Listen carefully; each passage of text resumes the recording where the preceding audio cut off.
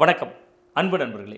நாளைய தீர்ப்பு திரைப்படம் தொடங்கி கிட்டத்தட்ட 27 ஆண்டுகளாக நடிகர் விஜய் அவர்களுக்கு மேலாளராக இருந்தவர் பிடி செல்வகுமார் அவர்கள் அண்மையில் திராவிட முன்னேற்ற கழகத்திலையும் தன்னை இணைத்திருந்தார். அவர் தான் இன்றைக்கி நம்ம நிமிர்ந்து நெல் யூடியூப் சேனலுக்காக சந்திக்க வந்திருக்கோம். அவரிடம் பேசுவதற்கும் கேட்பதற்கும் நிறைய இருக்கிறது. அவரிடமே பேசலாம். வணக்கம் சார். வணக்கம் சார். வணக்கம் சார். நிச்சயமாக இப்போ நீங்கள் பார்த்துருப்பீங்க, இன்றைக்கி ஈரோடு கூட்டம் நடிகர் விஜய் அவர்கள் பேசியிருக்கார். ஒரு மிக முக்கியமான விமர்சனத்தை திராவிட முன்னேற்ற கழகம் நோக்கி வீசியிருக்கார். ஏன்னா விஜய் ஜெயலலிதா அவர்களும் எம்ஜிஆர் அவர்களும் ஏற்கனவே வைத்த விமர்சனம் தான். திமுகவை தீய சக்தி அப்படிங்கிற வார்த்தையை இவரும் இப்போ கையில் எடுத்திருக்கார். இன்னொரு பக்கத்தில் நாங்கள் தூய சக்தி, தமிழக வெற்றிக் கழகம் ஒரு தூய்மையான சக்தி அப்படிங்கிறக்கூடிய கோஷத்தையும் முன்வைக்கிறார். எப்படி பார்க்குறீங்க சார்?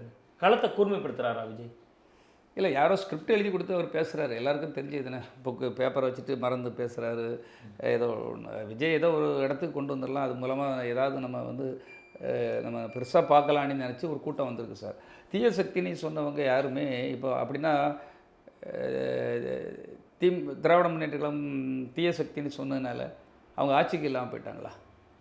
மக்கள் தான் முடிவு பண்ணணும், தீய சக்தியாக நல்ல சக்தியாக தூய சக்தியாங்கிறத முடிவு பண்ணுறவங்க மக்கள் தான். ஆனால் இன்றைக்கி ஆட்சி பொறுப்பில் இருக்காங்க. இன்றைக்கி 40 எம்பிக்களை கையில் வச்சுருக்காங்க. இந்தியாவிலேயே 2வது இடத்துல அதிக எம்பிக்கள் வச்சுருக்கவங்க திராவிட முன்னேற்ற கழகம். அப்போ நம்ம ஏதாவது சொன்னால் அது பெரிய விஷயமாக இஷ்யூ ஆகும், மக்கள் ஏற்றுக்குவாங்கன்னா மக்கள் வாக்களிக்கிறதுல ரொம்ப தெளிவாக இருப்பாங்க. விஜய் இன்னும் களத்தில் இறங்கி அவர் நல்ல சக்தியாக இப்போ அவர் என்ன விமர்சனம் பார்க்குறீங்க? அவர் தூய சக்தின்னு சொல்கிற நீங்கள் ஏற்றுக்கலையா? அவர் கூடயே இருந்தவர், நீங்கள் பார்த்தவர். இல்லை, இப்போ நம்ம அரசியல் விமர்சனம் வேறு சார். இப்போ அவர் என்ன தூய சக்தி என்ன பண்ணியிருக்காரு இந்த நாட்டுக்கு? என்ன பெரிய ஒரு நாட்டை அவர் சொல்கிறாரு சார். 250 கோடி 300 கோடி சம்பளத்தை விட்டுட்டு நான் வந்திருக்கேன் அப்படிங்கிறார்ல. எங்கே கொண்டு விட்டுட்டு வந்திருக்காரு? நாட்டில் உள்ள வருமானத்தை அவருக்கு சம்பளம் வருது இல்லையா சார்? அந்த சம்பளத்தை அவர் ஏதாவது இந்த மக்களுக்காக ஏதாவது பயனுள்ளதாக செலவழிச்சிருக்காரா? இல்லை இந்த ரசிகர்கள் இவருக்காக வராங்க இல்லையா சார், இந்த ரசிகர்கள் என்னைக்காவது ஒரு அங்கலம் உயர்வதற்காக ஏதாவது போராடி இருக்காரா? இல்லை அவர் கூட பணியாற்றியவர்களுக்கு யாருக்காவது ஒருத்தருக்கு நல்ல உதவி பண்ணி ஒரு நல்ல இடத்துக்கு கொண்டு வந்திருக்காரா? ஒரு தொழில் தொடங்கவோ இல்லை ஒரு வேலை வாய்ப்புக்கோ ஏதாவது ஒன்று பண்ணி கொடுத்துருக்கிறாரா? இல்லை அவரால் படங்கள் தயாரித்து பல ப்ரொடியூசர்ஸ்கள் நொந்து நொறுங்கி சூசைட் பண்ணி சாகிற அளவுக்குலாம் போயிருக்காங்க. நீங்கள் இப்படி குறிப்பிட்றீங்க சார். ஆனால் கலெக்ஷன் ஸ்டாருங்கிற ஒரு விஜய் தானே, அவரை வச்சு படம் எடுத்த தயாரிப்பாளர்கள் நலிவு சந்திச்சு அவங்க சொல்லலாம் சார். எந்த ப்ரொடியூசர் நான் கலெக்ஷன் ஆகி நம்பர் 1ல் இருப்பேன், அதாவது படம் பண்ணும்போது எல்லோரும் நல்லா இருக்குன்னு தான் சொல்லுவாங்க சார். படம் எடுத்துக்கிட்டு இருக்கும்போதோ அது ஓடிக்கிட்டு இருக்கும்போது எந்த ப்ரொடியூசரும் படம் ஓடலை அது தோல்வின்னு சொல்ல மாட்டாங்க, நானே சொல்ல மாட்டேன். ஆனால் அது ஓடி முடிஞ்ச பிறகு தான் அதனுடைய வண்டவாளங்கள் தண்டவாளங்கள் எல்லாமே அவங்களுக்கு தான் தெரியும். அதனுடைய வேதனையை ஒரு ஹீரோ டிபெண்ட் பண்ண மாட்டாங்க சார். விஜய் தானே சார் இன்றைக்கி தமிழ்நாட்டில் கமர்ஷியல் ஸ்டார். அவரை வைத்து படம் எடுத்தவங்க நஷ்டப்பட்டவர்கள் இருப்பாங்களா? இது என்ன நீங்களே தெரியாமல் இருந்தால் எப்படி சார்? சார் ஒரு முரளி, தேனாண்டால் ஃபிலிம்ஸ் முரளின்னு ஒருத்தர் நல்ல படங்கள் எடுத்துக்கிட்டு இருந்தார். அவங்க அப்பா ராமநாராயணன் இன்றைக்கி எங்கே இருக்கார் சார்? படம் எடுக்க முடியல. வாரிசுன்னு ஒரு படம் எடுத்தார். யார்? தில்ராஜுங்கிறவர். எனக்கு இந்த தமிழ்நாட்டில் பெரிய பலத்தை ஏமாற்றம் எனக்கு நட்டம் அப்படின்னாரு. ஜிவிஇன்னுட்டு ஒருத்தர் ஒரு படம் தமிழன்னு ஒரு படம் எடுத்தார். அந்த படத்து மூலமாக நட்டமாகி கடைசியில் கடன் அடைக்க முடியாமல் அவர் எப்படி இறந்தார்னு தெரியும், ஃபேனில் தூக்கு போட்டு செத்தார். அதே மாதிரி பல ப்ரொடியூசர்கள், பைரவா ப்ரொடியூசர் அவர் பெரிய அவர் இப்போ அவங்க வெங்கட்ராம ரெட்டினிட்டு ஒருத்தர். திரைத்துறை சார்ந்து எனக்கு அந்த சந்தேகத்தையும் கேட்க வேண்டியிருக்கு சார் உங்கள்கிட்ட. ஒரு இவ்வளவு தூரம் தயாரிப்பாளர்களுக்கு நலிவடைய வைக்க முடியும்னா அவர் எப்படி வைத்து அடுத்தடுத்து பிரமாண்ட படங்கள் வரும்? நம்ம மேக்கப் பண்ணிக்கிட வேண்டியதுதான் சார். இப்போ அவருக்கு பிஸ்னஸ் இல்லைன்னு சொல்லல, பிஸ்னஸ் இருக்குது. ஆனால் இவர் வாங்க சம்பளத்துக்கும் அந்த செலவுகளுக்கும் அதை கரெக்டாக டேலி பண்ண முடியல யாருமே. இப்போ அவங்க சேவியர் பிரிட்டோனி அவங்க சொந்தக்காரங்க ஒரு படம் எடுத்தாங்க, அவரே 90 கோடி ரூபா லாஸ்ன்னு சொல்லிட்டாரு. இப்போ யார் லாபம்னு சொல்லியிருக்காங்க? இப்போ வேலாயுதம் படம் எடுத்தார், ஆஸ்கர் ஃபிலிம்ஸ் ரவிச்சந்திரன் எங்கே இருக்கார்? எங்கேயாவது இருக்கிறாரா? நண்பர் படம் எடுத்தாங்க, அந்த படத்து மூலமாக லாஸ்ட்னு சொல்லி தான் அவங்களே ஸ்டேட்மெண்ட் கொடுத்துருக்காங்க சார். சார் நம்ம இதை யாரும் குற்றம் சாட்டலை சார். உங்களால் யார் இன்றைக்கி எந்த ப்ரொடியூசர் ரொம்ப ஓஹோன்னு இருக்காங்க, விஜய் வச்சு படம் எடுத்து ஒரு எஸ்டேட் வாங்கி ஒரு தோட்டம் துறவு வாங்கி அதுக்காக அவர் என்ன பண்ண முடியுங்களே? நீங்கள் இந்த அளவுக்கு நீங்கள் உயரமாக இருக்கும்போது உங்களை வைத்து படம் எடுக்கிற முதலாளிகளும் நன்றாக இருக்க வேண்டும். அப்படி இருந்தால்தான் அது ஒரு சீரான ஒரு பயணம். நீங்கள் சிறப்பாக இருப்பீர்கள், ப்ரொடியூசர்ஸ்லாம் ஊற விட்டு போயிடுவாங்க, நீங்கள் மீண்டும் மீண்டும் உயர்வீர்கள். நான் 200 கோடி 300 கோடி விட்டுட்டு வருவேன்னு சொல்கிறதெல்லாம் அது ஒரு ஏமாற்று வேலை சார். நீங்கள் கிட்டத்தட்ட 27 ஆண்டுகள் விஜய் அவர்களோடு இருந்திருக்கீங்க சார். சமூக அக்கறை அவருக்கு இயல்பிலே எப்படி இருக்கும் சார்? சொசைட்டியை பற்றின புரிதல் இருக்குமா? ஏன்னா நீங்கள் இவ்வளோ விமர்சனங்கள் முன்வைக்கிறீங்க, பொதுவாக அவர் கூட இருந்து பார்த்த வகையில் அந்த விஜய் எப்படி சார்? சார் விமர்சனங்களை முன்வைக்க வேண்டுங்கிற அந்த கட்டாயத்தில் நான் வைக்கல. எனக்கு நான் சமூகத்தில் ரொம்ப அக்கறை உள்ளவன். சிறு வயதிலிருந்தே ரோடு போடணுன்னு நிற்கிறவன், நிறைய இடத்துல மரங்கள் நடனடி சொல்லுவேன், தூர்வாரணுன்னு நிற்கிறவன். சின்ன வயசுல எனக்குலாம் வந்துடுச்சு. அந்த என்னுடைய ஏக்கத்தை ஒரு நடிகராக இருக்கும்போது சந்திரசேகர் மூலமாகவோ அவங்க அப்பா அவங்க விஜய் மூலமாகவோ அப்போ நம்ம செய்தோம். ஆனால் விஜய்க்கு ரொம்ப எல்லாத்தையும் செய்திடணும் பண்ணிடணும் அப்படிங்கிறதுல அவருக்கு பெரிய ஒரு ஈடுபாடெலாம் எங்கள் நாங்கள் ஒர்க் பண்ணும்போதெல்லாம் கிடையாது சார். இந்த நாட்டு மக்களுக்காக ஏதாவது நல்லது பண்ணிடணும் செய்யணும். ஏதோ ஒரு அவர் வளர வளர வளர நம்ம இனி பெரிய ஆளாகவே நம்ம அந்த பொலிட்டிக்கல் வரலாங்கும்போது வேணால் அந்த ஸ்டாண்டுகள் மாறி இருக்கலாம். ஓகே. ஆனால் பேசிக்காக பிளட்டில் இருந்து வரணும் சார். மக்களுக்கு உதவி செய்யணுங்கிறது பிளட்டில் இருந்து வரணும். இப்போ எம்ஜிஆருக்கு பிளட்டில் இருந்து வந்தது, விஜயகாந்த் அவர்களுக்கு பிளட்டில் இருந்து வரணும் சார். அது மற்றவங்க எல்லாம் நிறைய ஒரு நடிகர்கள் எல்லாரும் இருப்பாங்க, அது நடித்தா ஒரு பெரிய புகழ் வரும்.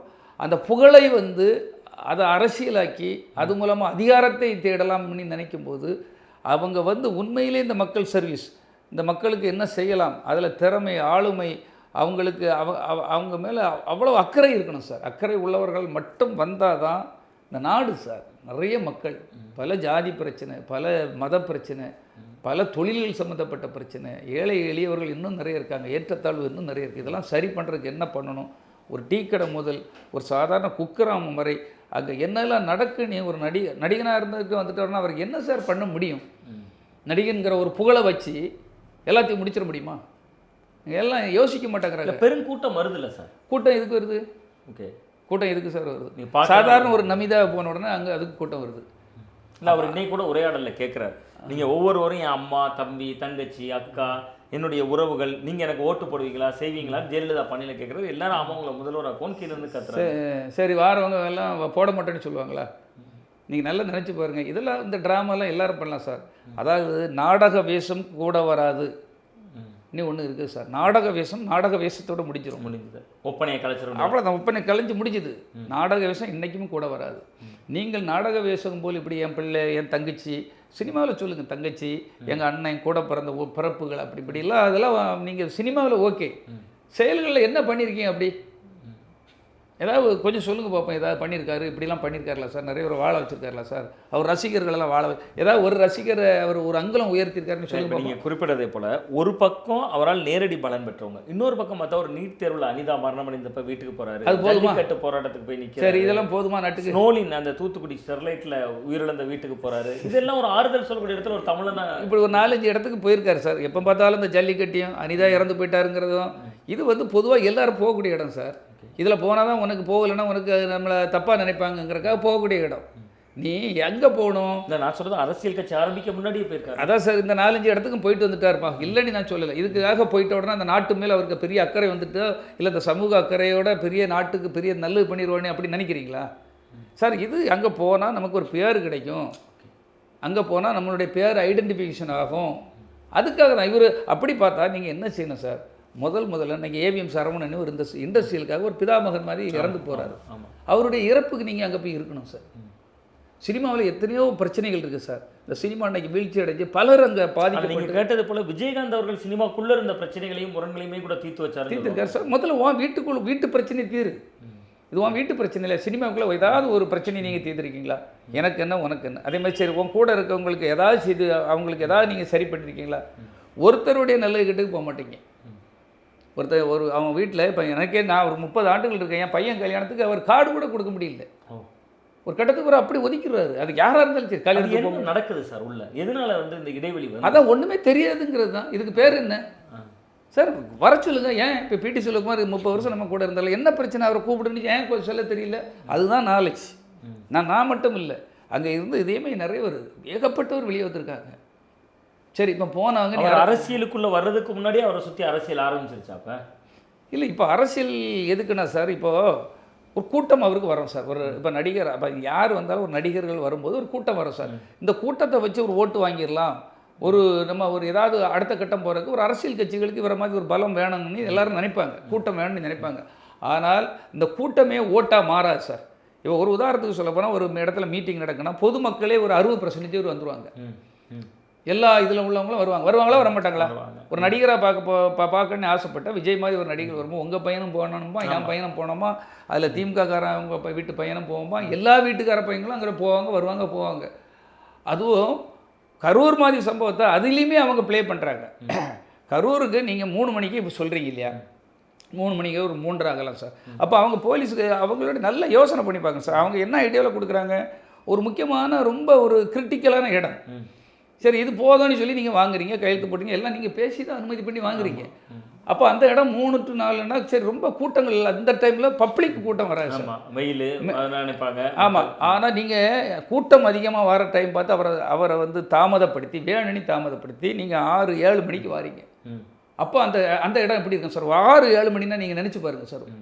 ரொம்ப சாதாரண நீங்கள் வடசேரி சந்தை இல்லை எங்கேயோ ஒரு முக்கியமான கோயம்பேடு மார்க்கெட்டுனா அந்த ஈவினிங் டைம் எப்படி இருக்கும்? அப்போ இதை திட்டமிட்டு பண்ணுறீங்க. இந்த கூட்டத்தை காட்டினா பெரிய நீதிமன்றம் கண்டிச்சோன்னா இன்றைக்கி சரியான நேரத்தில் வந்துட்டாங்களே.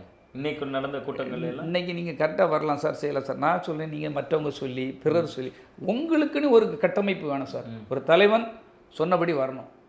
அப்போ தான் அந்த தொண்டன் அதை ஃபாலோ பண்ணுவான். இன்னைக்கு கூட ஒருத்தர் மேலே துள்ளி குதிச்சு மேலே உட்காடுறான், நீங்கள் வா கீழே வா அங்கே வா அப்போ தான் முத்தம் தருவேன். இதெல்லாம் எதுக்கு? இந்த நாட்டுக்கு என்ன பிரயோஜனம்? இந்த நாட்டு இளைஞர்களுக்கு பக்குவப்படுத்துறதுக்கு என்ன இருக்குது? ஏதாவது பக்குவப்படுத்துறீங்களா? ஒரு தொழில் தொடங்குங்கப்பா தம்பி. நீ என்ன பார்க்க வர? ஒரு அஜித்குமார் எவ்வளோ அழகாக சொல்கிறார், என்ன பார்க்க வராதீங்க, கலைத்தார் ஒரு குடும்பத்தை பாருங்கன்னு சொல்கிறார் இல்லையா? படம் ரிலீஸ் அன்னைக்கு நீங்கள் வந்து எனக்கு ஃப்ளெக்ஸ் வைக்கிறத விட தென்னை மரம் நடுங்க, தென்னை மரம் நடுங்க, உங்கள் குடும்பத்தை பாருங்கன்னு சொல்கிறார் இல்லையா? உங்கள் குடும்பம் இருக்குல்ல சார். சார் இப்போ நீங்கள் ஒரு இங்கேருந்து இதை நம்ம ஒரு நடிகர் எப்படி சார் பொறுப்பாக்க முடியும்? அந்த ரசிக மனநிலையில் அவங்க செய்யக்கூடிய செயல் சார் உங்களுக்கு எப்படி பொறுப்பாக? நான் நாட்டு ஆளுன்னு சொல்கிறது உங்களுக்கு அது எப்படி பொறுப்பு இல்லாமல் இருக்க முடியும்? ஒரு சமூக அக்கறை கிடையாதா? உன்னை நம்பி அந்த வீட்டை போட்டு வாரான். எத்தனை இடத்துல என்ன பிரச்சனைகள்லாம் தெரியுமா உங்களுக்கு? சமீபத்தில் சார் திருநெல்வேலியில் கேள்விப்பட்டது. ஒரு பையன் வந்து ஒர்க் ஷாப்பில் வேலை பார்க்குற பையன் ஒரு சின்ன ஒர்க் ஷாப் வச்சுக்கிட்டு இருக்கா. 25,000 ரூபா கந்து வட்டிக்கு வாங்கிட்டு கடைசியில் அந்த கந்து வட்டி கொடுக்காமலாம் இப்போ எங்கே போனானே தெரியல, பூட்டி போட்டு போயிட்டான்.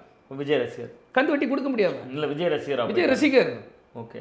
இப்படி எத்தனை 25,000 எதுக்கு கட்சிக்கு பணத்துக்கு? அந்த மதுரை மாநாட்டு போகிறக்காக. ஓகே.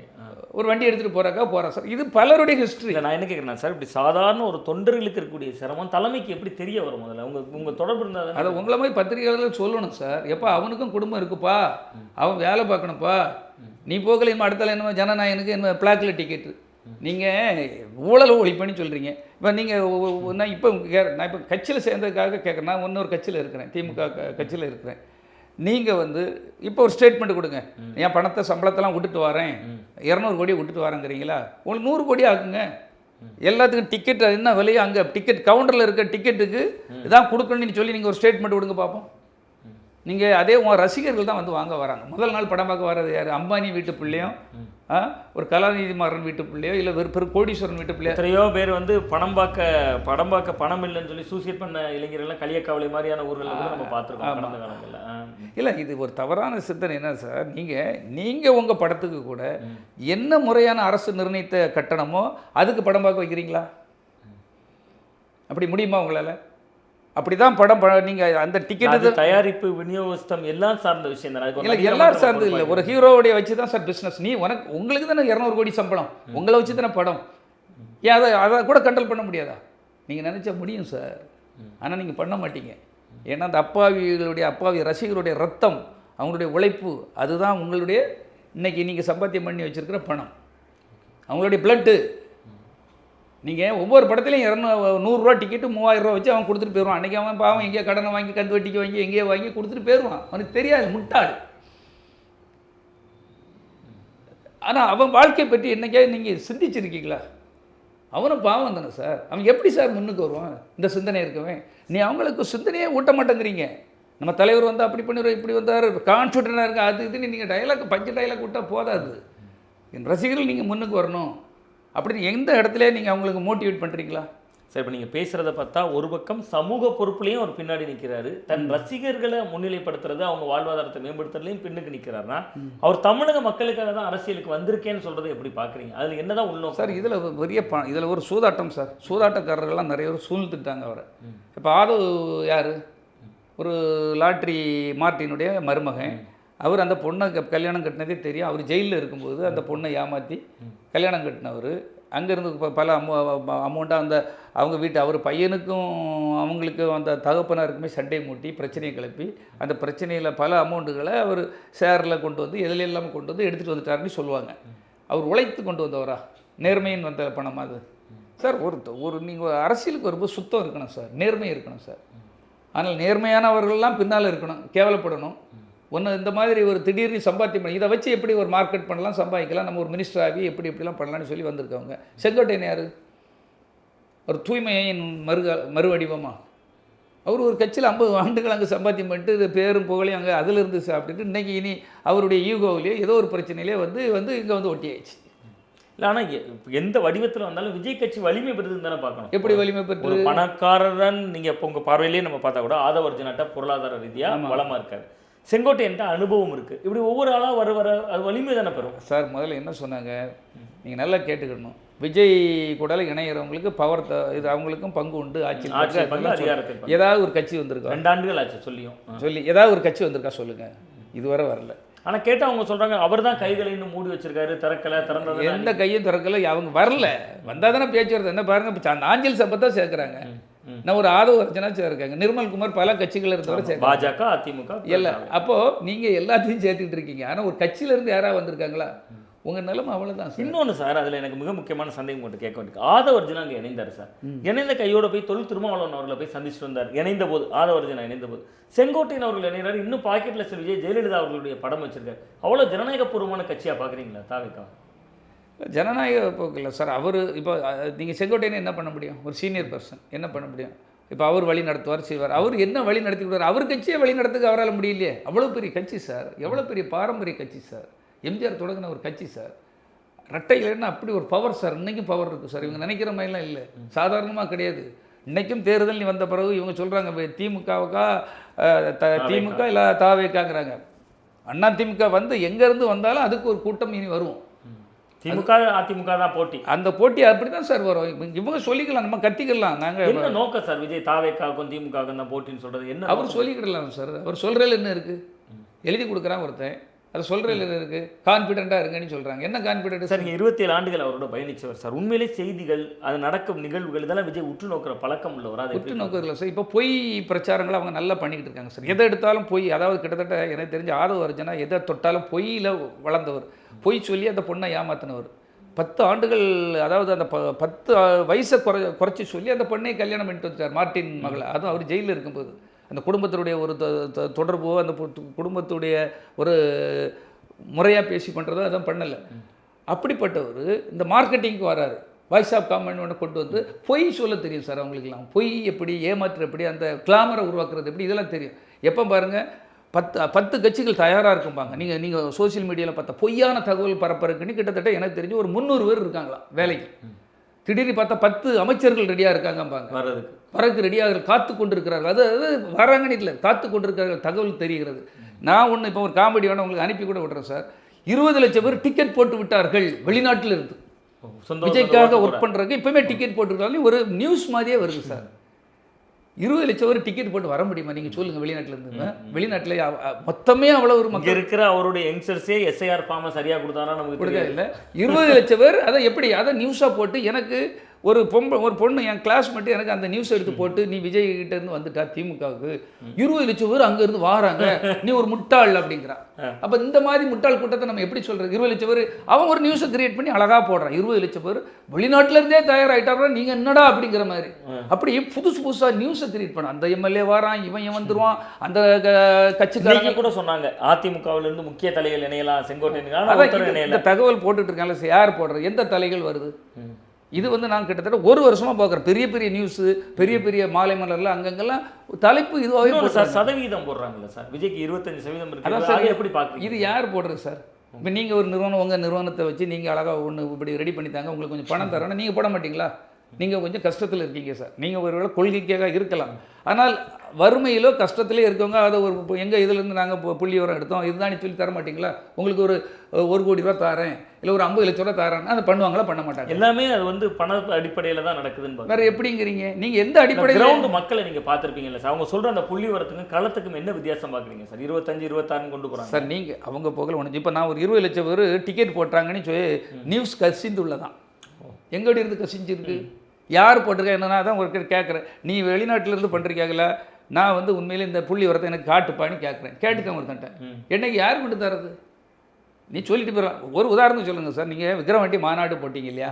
மாநாட்டில் வந்து அஜித் வருகிறார். அப்போ அஜித் ரசிகர்கள்லாம் நாங்கள் எல்லாம் ஒன்று, விஜய ரசிகர்களும் அஜித் ரசிகர்களும் ஒன்று திரளுகிறார்கள்னு ஒரு நியூஸை போடுறீங்க.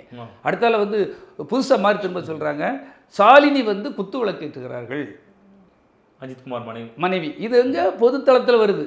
அப்போ எவ்வளவு கேவலமான ஒரு தப்பாக பண்ணுறீங்க பாருங்கள். ஆனால் இன்னொன்று சார், இன்னைக்கு விஜய் அவர்கள் கட்சி தொடங்கி 2 ஆண்டுகள் ஆயிருச்சு. பெருசா வேற நடிகர்கள் கூட இணைய மாட்டாங்களே. நீங்க அரசியல் தலைவர்கள் அதான் சார், அது என்ன இடைவெளி? அதுக்கு தான் சார் நான் இதை சொல்லிட்டு இருக்கேன். நீங்கள் வந்து பொய் தகவல்களையும் புத்தலாட்டங்களையும் பண்ணி இப்படி பண்ணி நம்ம மக்களை அதில் எல்லாரும் நம்பி வருவாங்கல்ல சார். அஜித் வந்துருவாருன்னு சொல்லி அஜித் ரசிகர் வருவானா வரமாட்டானா? ஷாலினி குத்து வழக்கு, சூர்யா வந்து சென்னை பாம்பையிலேருந்து பரப்பிட்டாரு ஜோதிகா கூடன்னு போடுறீங்க. இந்த இதெல்லாம் பார்த்துட்டு முதல் நிகழ்ச்சி சங்கீதா வந்து மனம் இதாகி அவங்க கிளம்பி வராங்கன்னு போடுறீங்க. சிவகார்த்திகேயன் கிளம்பிட்டார் திருச்சியிலேருந்து போடுறீங்க. இப்படி ஒவ்வொன்றும் இதெல்லாம் யாரும் கேட்குறதுக்கு நாட்டு கிடையாது சார். அது போக நீங்கள் பொது தளங்களில் போடுறீங்க. இவங்க யாராவது வந்தாங்களேன்னு எவனாவது ஒரு கேள்வி கேட்டாங்களா? நான் ஏன் கேள்வி கேட்குறேன்னா, இந்த மாதிரி தவறான தகவல்களை பரப்புறது யார் பரப்ப சொல்லுங்கள்? இவர் ஒரு ஆள் ஆதவ அர்ஜுனானி ஒருத்தர் வந்து தப்பான தகவல்களை கொடுக்குறதுக்கும் வாங்குறதுக்குன்னு ஒருத்தர் இருக்கார். இந்த மாதிரி தவறுதெல்லாம் போட்டு விஜய் என்ன சொல்ல நினைப்பார்? அஜித் வாராருன்னு போட்டிங்களா? அஜித் வந்தாரா? ஷாலினி வந்தாங்களா? அஜித் தன்னோட சொந்த படவிழாக்கு கூட ரசிகர்கள் அழைக்க மாட்டார், வரமாட்டார். ஆனால் நீங்கள் போடுறீங்க, தைரியமாக போடுறீங்க. இது வந்து என்னென்னா சார், எப்படியாவது ஏமாற்றி இந்த ரசிகர்களை ஏமாற்றி கூட்டத்தை கூட்டி நான் இன்னொன்று என்ன கேள்வி கேட்குறேன்னா சார், இப்போ அதிமுக திமுக ரெண்டுலேயும் வேறு நடிகர்களாவது இணைகிறாங்கல்ல. கட்சியில் நடிகர்கள் இருக்காங்க, நட்சத்திர பேச்சாளர்கள் இருக்காங்க. அந்த மாதிரி கூட யாருமே விஜய் கூட சினிமா பிரபலங்கள் இல்லையே சார். தாடி பாலாஜி எல்லாம் கூட முதல்ல ஆரம்பத்தில் ரொம்ப ஆக்டிவாக இருந்தார். ஆமாம், அண்மையில் உங்களோட கூட ஒரு நேர்காணலில் பார்த்தேன், அவருக்கு பெரிய அழைப்புகள் இல்லைன்னு. என்னதான் நடக்குது சார்? அந்த இடைவெளி ஏன் சார் வருது? சார் இப்போது விஜய் வந்து நல்லா தெரிஞ்சவங்களுக்கு தெரியும் சார், யாருக்குமே எதுவும் செய்ய மாட்டார் சார். இப்போ நான் 30 ஆண்டுகள் இருந்தோம்ல சார், நான் என்ன தவறு கூட பண்ணியிருக்கட்டும் சார், நான் உங்களை என்ன கூப்பிடுங்க சார், முதல்ல கூப்பிட்டாது ஒரு வார்த்தை பேசணும் இல்லையா? சரி என்ன விடுங்க சார். எத்தனை பேர் அங்கே இருந்த ரவிராஜானி ஒரு பையன் மாநில செயலாளர் சார், இன்றைக்கி சாப்பாட்டுக்கு கஷ்டப்பட்டுட்டு இருக்கார் சார். அடுத்தது ஏசி குமார்னு ஒரு பையன் இணை செயலாளர் அந்த பையன். இவங்க 2 பேரும் அந்த வீட்டில் ஒரு வாடகை கொடுக்காமல் இருந்துட்டுருக்காங்க சார். நைட்டோட நைட்டாக கரங்கத்தை கொடுக்குறது, போலீஸ் வச்சு விரட்டுறது, வக்கீல்களை வச்சு போலீஸுகளை வச்சு பண்ணுறதுக்கு 10 லட்ச ரூபா செலவு பண்ணியிருக்காங்க சார்.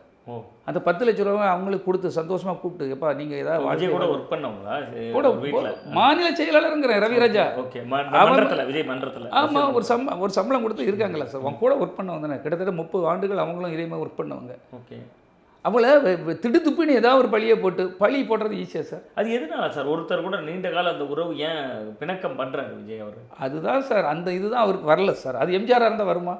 எம்ஜிஆராக இருந்தால் என்ன பண்ணுவார்? நம்ம கூட வேலை பார்த்தோம், தப்பு பண்ணியிருந்தா என்ன செய்வார்? அவனுக்கு ஒரு வீடு வாங்கி கொடு, அவனுக்கு ஒரு ஃபிக்ஸட் டெபாசிட், பொம்பளை பிள்ளைகள் இருக்குங்க, இதாக இருக்குங்க, எல்லாம் கேட்பாரான். அவன் குடும்பம் எத்தனை பேர்? ஓகே, 4 பேர் இருக்காங்க, 4 பேருக்கு ஃபிக்ஸடை போடுங்க, நீ ஓகேப்பா, நீ நின்றுப்பா, நீ அதில் வச்சு வாழ்ந்துக்க, ஒரு தொழில் பண்ணிக்கன்னு சொல்லி அழகாக அனுப்பிச்சி விடுவார். ஏன்னா அவங்க கூட இருந்து வாழ்ந்தோம் சார். நீ வளர்ச்சிக்கு வளரும்போது அவங்க கூட இருந்தவன், அவங்க இளமை பருவத்தெல்லாம் அவங்க கூட விட்டார். இது ஏன் உனக்கு தெரிய மாட்டேங்குது? சரி, செல்வகுமார் போனால் சாரையே ஒப்பிட்டு பார்க்கும்போது கூட ஆரம்ப காலத்தில் விஜய தகரடப்பா மூஞ்சின்னு எழுதின பத்திரிகை அலுவலகங்களே நீங்கள் போய் சண்டை போட்ட பழைய வரலாறுகள்லாம் பகிர்ந்துருக்கீங்க, பழைய பேட்டிகளில், நேர்காணல்களில். அப்போ அந்த அளவுக்கு இருந்த உங்களை மாதிரியானவர்களோட இணக்கத்தை நெருக்கத்தை அவர் முறிச்சுக்கிறதுக்கு வேறு ஏதாவது வலுவான காரணம் இருந்திருக்கணும்ல? அவருக்கு தெரியாது சார். உண்மையை சொல்ல போனால் அவங்க அப்பா ஒரு பலசாலியாக இருந்தார், அவருக்கு தெரியும். அவருக்கு வந்து பிறருக்கு பணம் கொடுக்குறாமோ இல்லையா அதெல்லாம் அதை விட்டுருங்க. ஆனால் எப்படி நடக்கணும், எந்த இடத்துக்கு எப்படி போகணும். ஒரு இடத்துல அவர் விஜயகாந்தியை செதுக்கினவர், சட்டம் தெரிஞ்சவர், எதுவும் ஒரு சாதுரி தெரிஞ்சவர், ஒரு நிர்வாகம் தெரிஞ்சவர். ஒரு ஃபங்க்ஷன்னா அந்த ஃபங்க்ஷன் எப்படி நடத்தணும், எப்போ போகணும், என்ன செய்யணும், எந்த என்ட்ரி ஆகணும், அதெல்லாம் அவருக்கு தெரியும் சார். இப்போ அவரே வெளியே தள்ளி வச்சுட்டாங்க இல்லையா, அவரே உள்ளே வரல. அப்போது திறமையாளர்கள் அவ்வளோத்தையும் வெளியே தள்ளிட்டு ஒரு புது கூட்டம் வருதுன்னா, இந்த கூட்டம் எதுக்கு வரும்? பழம் நல்லா தொங்கிட்டு கிடக்கு, பழத்தை கொத்தி நாசமாக்கி கடித்து தின்னு உயிர்பட்டு எல்லாம் அதை ஆகிட்டு அதில் உள்ள மலத்தை அள்ளி வீசிட்டு போயிடுங்கிறது தான் உண்மை. நீங்கள் நினச்சிட்டு இருக்கீங்க நாட்டுக்கு ஒரு பெரிய சேவை செய்திருவாங்க, நாட்டம் எங்கேருந்து மாற்றுவாங்க சார்? அவங்க இத்தனை நாள் ஆயிருக்கு சார், ஒரு நல்ல செயல்கள் ஏதாவது செய்திருக்காங்களா? இல்லை ஒரு நல்ல செய்யணும் சார். முதல்ல நீங்கள் செய்தால் தான் நம்புவாங்க மக்கள்.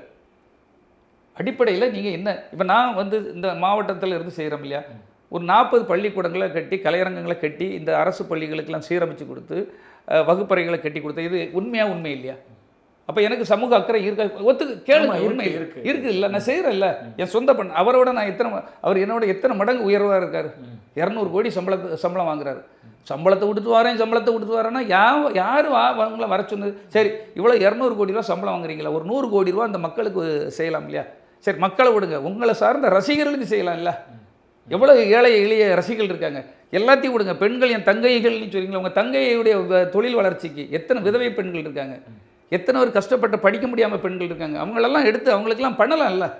கோடிகள், பல கோடிகள் இருக்குது சார். சரி, இப்போ நிறைவாக ஒரு கேள்வி சார். இப்போ இன்னொரு பேட்டி ஒரு நிமிஷம், இன்னொரு பேட்டி உங்களை தனி எடுப்பேன், உங்களோட பணிகள் பற்றி. இது விஜய் மட்டுமே இந்த டாப்பிக்கில் விடட்டும். ஓகே தானே, இதை கட் பண்ணிக்குவீங்களா சார்? இப்போ விஜய் அவர்களை பொறுத்த வரைக்கும் இப்போ நீங்கள் பேசுகிறதுல இருந்து சார், விஜய் கட்சியோட எதிர்காலம் என்ன ஆகும் அப்படிங்கிற ஒரு கேள்வி வருது இல்லை? ஒருவேளை தேர்தல் தோல்வியோ ஏதோ ஒன்று நடந்துருச்சுன்னா அது விஜயை போன்ற சக்தியால் தாங்கிக்க முடியுமா? ஒன்று. ரெண்டாவது, இது எப்படி போய் முடியும்னு நினைக்கிறீங்க? ஒரு கிளைமேக்ஸ் வேணும்ல. அவரை கொண்டு நடு ரோட்டில் கொண்டு விட்றதுக்கு பிளான் பண்ணிட்டாங்க சார். இதனுடைய முடிவு அப்படி தான் வரும்.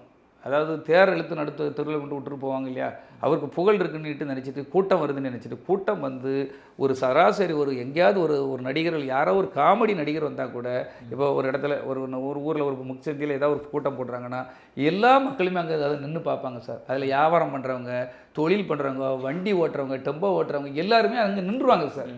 ஒரு 5 நிமிஷம் நின்று ஒரு நடிகரை பார்த்துட்டு போயிடுவேனே.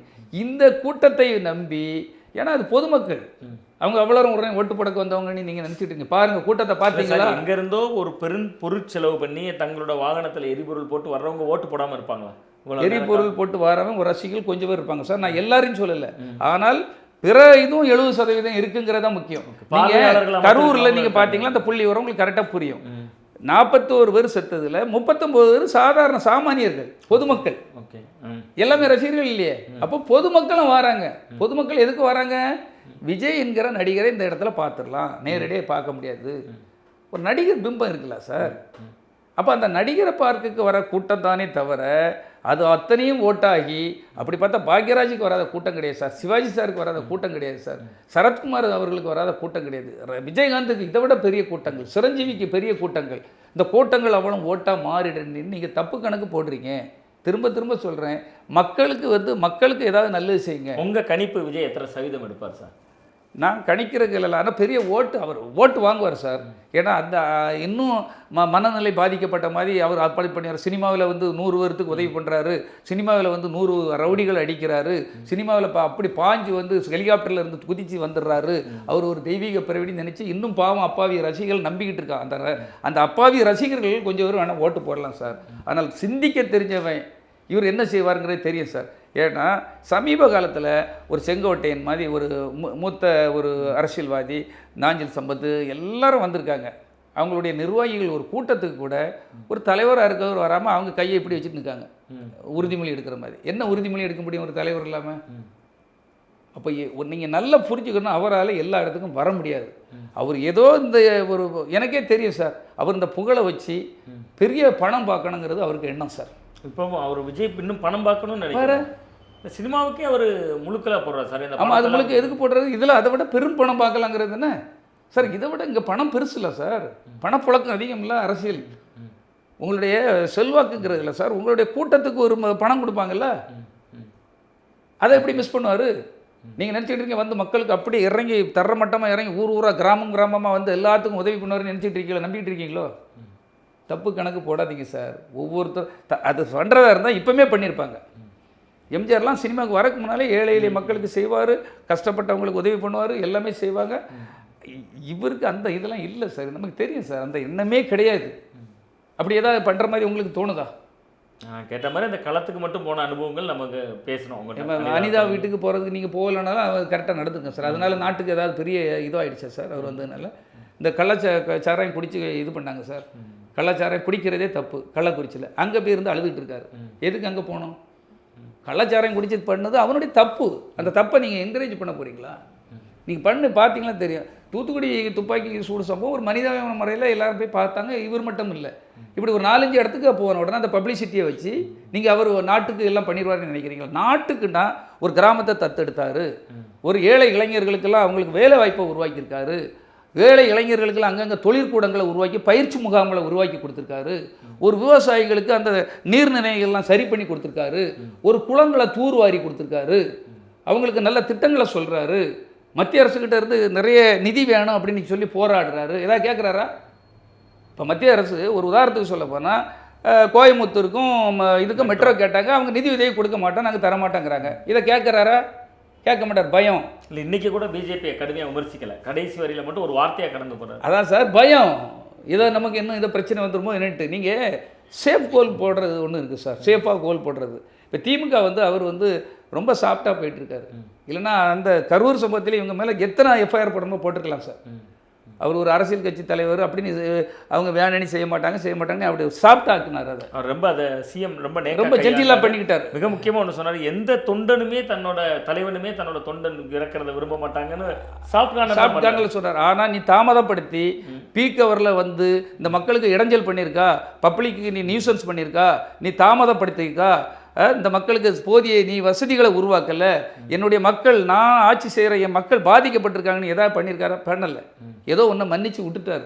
அதனால் நீங்கள் வந்து இன்னும் அதுக்கப்புறமும் நீங்கள் அந்த செத்தவங்க வீட்டுக்கு அன்னைக்கும் போகல, அடுத்த நாளும் போகல, மாதக்கணக்கில் நீங்கள் எல்லாம் எக்ஸ்கேப் ஆகி ஓடிட்டீங்க.